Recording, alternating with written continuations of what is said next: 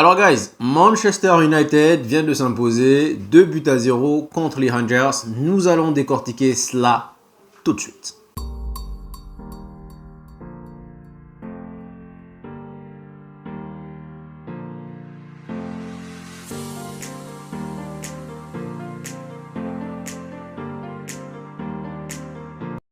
Alors guys, contrairement au match horrible, affreux et infect auquel nous avons assisté lundi dernier, aujourd'hui je vous dirais que je suis plutôt content, plutôt satisfait.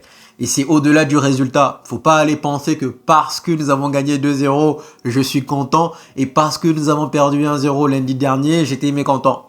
Je vous dirais que c'est une histoire collective et individuelle. J'ai beaucoup apprécié l'animation de l'équipe, les efforts, les déplacements. Le pressing haut, j'ai trouvé qu'il était vraiment quadrillé, vraiment organisé, coordonné. C'est toute l'équipe qui pressait.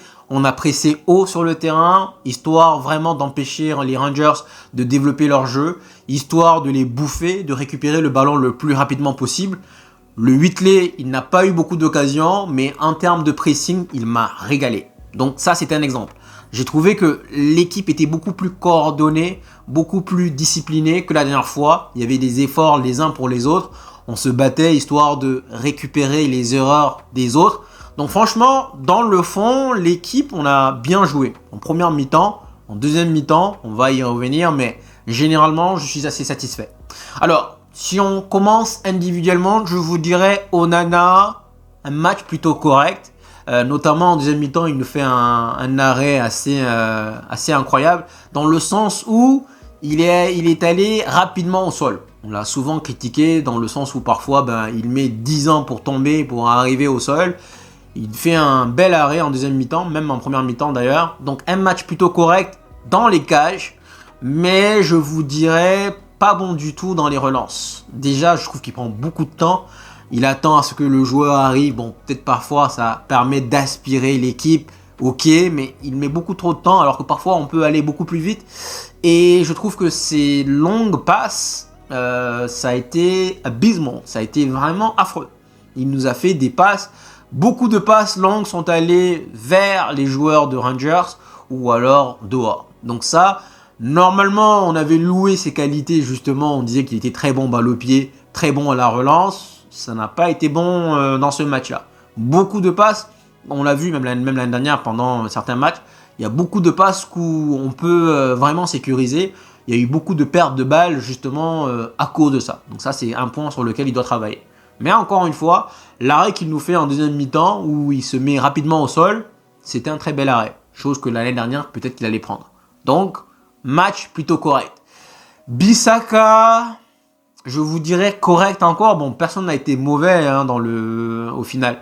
Mais il ne sent pas les coups, Bissaka. Il ne sent pas les coups. Quand on regarde le latéral gauche, son nom m'échappe, en tout cas le numéro 3, qui fait parfois des dédoublements, propose des solutions à Sancho.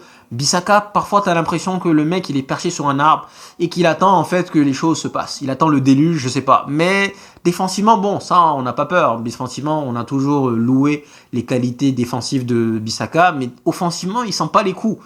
Tu as l'impression que parfois il laisse tout seul Amad Diallo. Donc bon, normalement il devrait partir. Je ne pense pas que Bissaka fasse partie de la tournée. Je pense et j'espère en tout cas qu'on va vite régler son cas et que avant la semaine prochaine, avant le départ pour les USA, j'espère que Bissaka sera vendu. Ensuite, Lenio, je dirais match plutôt correct, guys. Match correct. Il nous a quand même gratifié quelques passes vers l'avant. J'avais posé la problématique la dernière fois en nous disant est-ce que derrière il ne faisait pas que des passes latérales. Il nous a fait des passes vers l'avant, je pense 4 ou 5 qui ont été vraiment tranchants et qui ont cassé des lignes. Il nous a donné aussi un tacle vraiment, comme on l'a dit, avec élégance. Donc un match plutôt solide. Parfois, je dis parfois, on a l'impression qu'il est un peu hésitant quand il a la balle. Il a envie d'aller vers l'avant, mais il a peur de se tromper. Ça, c'est le ressenti que j'ai eu. Ensuite, on a eu Evans. Bon, Evans, encore... peut-être que c'est la reprise, même que c'est son deuxième match. Cette année, il a été prolongé. On espère qu'il va avoir beaucoup moins de temps de jeu qu'il a eu l'année dernière. Il n'a pas fait un match calamiteux. C'était pas horrible, mais c'était pas sans sas non plus. S'il peut faire beaucoup mieux. De toute façon, normalement, Evans devrait être le 4e, voire même le 5e choix. Donc ça ne devrait pas être problème. Alors, en tout cas, le latéral gauche, j'ai aimé également. Défensivement, j'ai trouvé correct. Je parle bien sûr de la première mi-temps, hein, bien sûr. Donc j'ai aimé également, je trouvais qu'il a été plutôt correct. J'ai aimé ses dédoublements, le fait de proposer des solutions à Sancho. Donc ça c'est quelque chose que j'ai apprécié. Et justement je trouve que Bissaka devait prendre exemple. Hamas qui est rentré en deuxième mi-temps, il a été assez percutant, assez vif. Il se rapproche un peu de Luke Shaw. Et on voit que le match qu'il avait effectué lundi dernier et aujourd'hui, c'est le jour et la nuit. C'est pas extraordinaire, mais il y a beaucoup mieux. C'est beaucoup mieux que la dernière fois. Ensuite, Casemiro. Casemiro nous a donné de belles transversales, de belles passes vers l'avant. Franchement, dans ce sens-là, on peut dire bon match. Mais défensivement, je trouve que parfois il est absent. Parfois, à un moment donné, on lui fait la passe parce qu'il est lent, il perd la balle, il se fait prendre. Offensivement, ça a été bon à regarder. Il est toujours intéressant sur coup de pied arrêté, corner. Il est très intéressant dans ses déplacements. Il sait sentir le coup. Surtout, sincèrement, il est très bon de la tête. Mais défensivement, guys, ça peut pas être une solution. Il est parfois absent, parfois dépassé. Offensivement, oui, il nous a donné des passes, des belles passes latérales. Là, vous allez me dire, c'est assez contradictoire parce que je vous dis que Ugarte, il n'est pas capable de nous donner des passes progressives, mais que défensivement, c'est un tueur. Là, défensivement, Casemiro, c'est mais il nous a donné des belles passes offensivement. N'oublions pas que sa première tâche, comme un latéral, avant d'être bon offensivement, on le demande d'être bon défensivement, tout ce qu'on demande à un vrai 6. Donc, match plutôt correct. Ensuite, Collier. Quand on écoute les journalistes de MU, on a l'impression que c'est un tueur. C'est pas qu'il est mauvais. Je trouve qu'il est bon, hein. Franchement, je trouve que il ne badine pas dans l'effort. Il est très énergique. Il court dans tous les sens. Il récupère des ballons. Il se propose. Mais je pense qu'on peut mieux faire. Je ne dis pas qu'il est mauvais, mais j'ai l'impression qu'il y a un décalage entre les discours, les commentaires des journalistes et ce que moi je vois. Ce n'est pas mauvais. Je dirais même 7,5. Mais défensivement, je trouve qu'il est un peu partout. C'est bien. Offensivement, je trouve que parfois, il n'est pas assez visible. Bon, ça, c'est l'opinion que j'ai. Peut-être que je me trompe. Ensuite, Mason Mount, je trouve qu'il a mis du temps à rentrer dans le match. Mais on voit encore une fois la différence. La dernière fois, à la suite du match contre Rosenborg, j'avais poussé un coup de gueule parce que, quelque part, j'en ai marre de voir les joueurs qui jouent pas à leur passe, à leur poste, à leur place. Et je trouve que Mason Mount, sincèrement, en termes de 10, j'ai beaucoup aimé. D'ailleurs, le but, quelque part, c'est son appel qui attire le latéral et qui libère de l'espace à Amad Diallo. Donc, dans ses déplacements, Mason Mount, c'est très intelligent. Je trouve qu'il a mis du temps à rentrer dans son match. Mais franchement, c'est un 10. Et je préfère le revoir tous les jours en 10 plutôt que de nous remettre derrière en 8 ou en 6. Ten Hag, message important. Fais jouer les joueurs à leur poste, s'il te plaît. Honnêtement, quand on compare le match de Mason Mount lundi dernier où jouait 8, franchement, j'avais trouvé transparent, limite invisible. Aujourd'hui, je trouve qu'il a eu un certain impact. Ensuite, j'ai beaucoup aimé l'animation des ailiers. Jadon Sancho, guys, on a beau critiquer sur l'aspect comportemental, mais en tout cas, en termes de joueur, c'est un talent. C'est-à-dire qu'à un moment donné, il nous fait un contrôle de balle, mais magnifique. Mais il se repose parfois un peu trop sur ses acquis. L'action où Amad Diallo arrive, il lui décale parfaitement, il lui sert sur un plateau d'argent, il doit le mettre. Il doit le mettre. C'est genre, c'est tellement facile que non, ça tu dois la mettre. Sinon, en termes de talent, il nous fait des appels, des contrôles, des dribbles. Franchement, c'est beau à regarder. Encore une fois, le problème de Jadon Sancho n'a jamais été sur le terrain, ça a été surtout hors du terrain.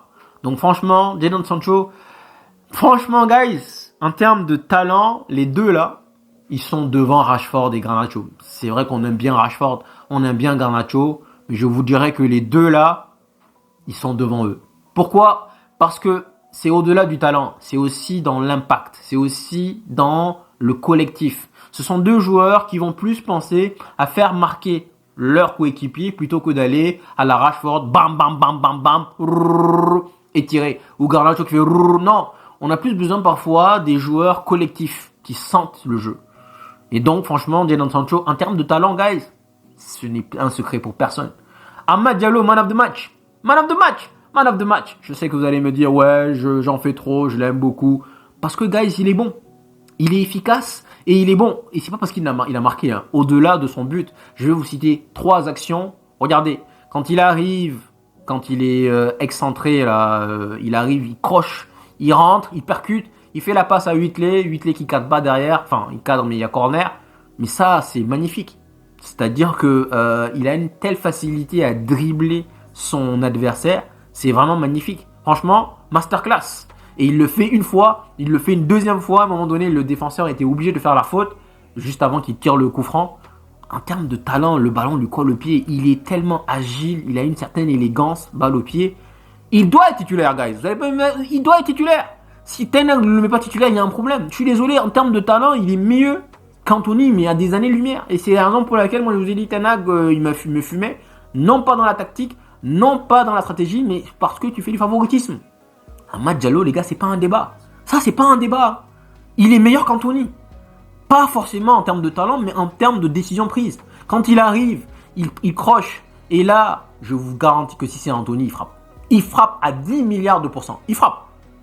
Lui, il a quand même la lucidité de l'offrir à Sancho qui doit marquer.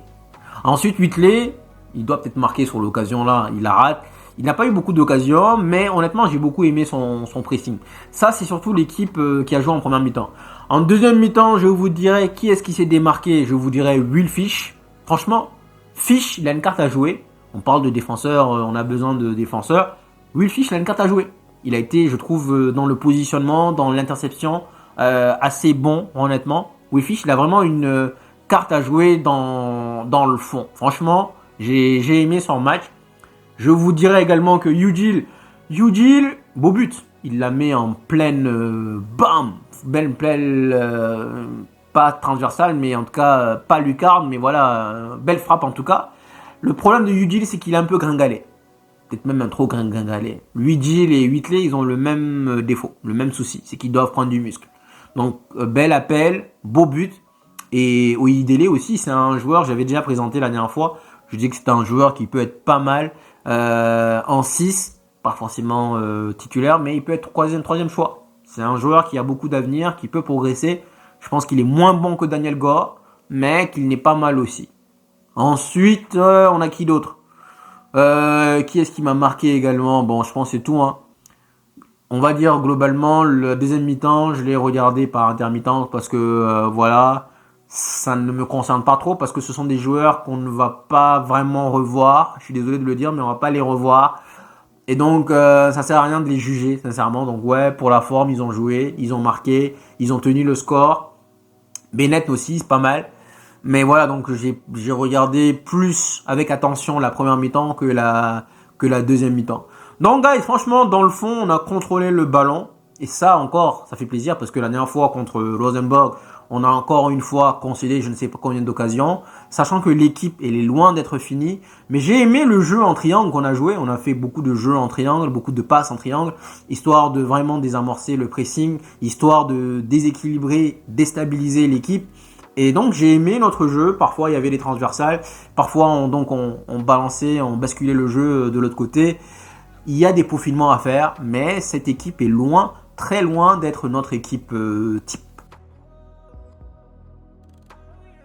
Je vais rapidement parler de Ugarte et Zubimendi. Apparemment, des sources disent que dans le cas où le PSG et Manchester United ne trouvaient pas un accord rapidement pour Ugarte, Manchester United risquerait de se rabattre pour Zubimendi. Bon, vous savez, je l'ai déjà dit, mon choix numéro 1, c'est Zubimendi. Maintenant, pourquoi mon choix numéro 1, c'est Zubimendi? Pas parce que je le connais mieux ou parce que je l'ai vu jouer plus, non. Parce que si on suit la logique, maintenant on a eu le débat tout à l'heure, peut-être que ça a changé. Quand Ten Hag est arrivé, il voulait de Jong. Il voulait un joueur, un 6 capable de transpercer les lignes.